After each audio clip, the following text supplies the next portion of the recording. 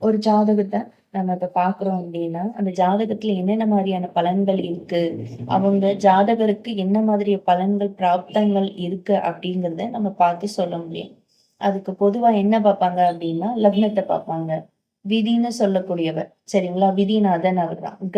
கதிங்கிறது சூரியன். நமக்கு ஆற்றலை கொடுக்கக்கூடியவர். ஸோ அவர் எப்படி இருக்காரு அப்படிங்கிறத பார்ப்பாங்க. மதினா சந்திரன்.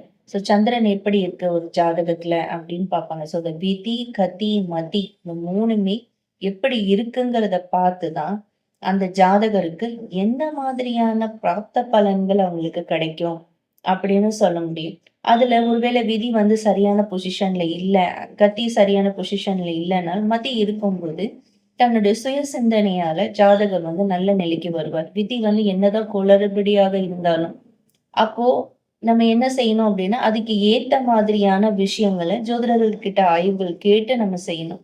கதி சரியில்ல அப்படின்னோம்னா, ஆரோக்கிய குறைபாடுகள் அதிகமா இருக்கும். சரிங்களா? தந்தை வழி உறவுகளோட ஏதாவது ஒரு பிரச்சனைகள் இருந்துட்டே இருக்கும். இதுதான் விஷயம். ஸோ விதி, கதி, மதி ஒரு ஜாதகத்துல எப்படி இருக்கோ, அத பொறுத்து தான் ஜாதகருடைய பலாபலன்களும் அமையும்.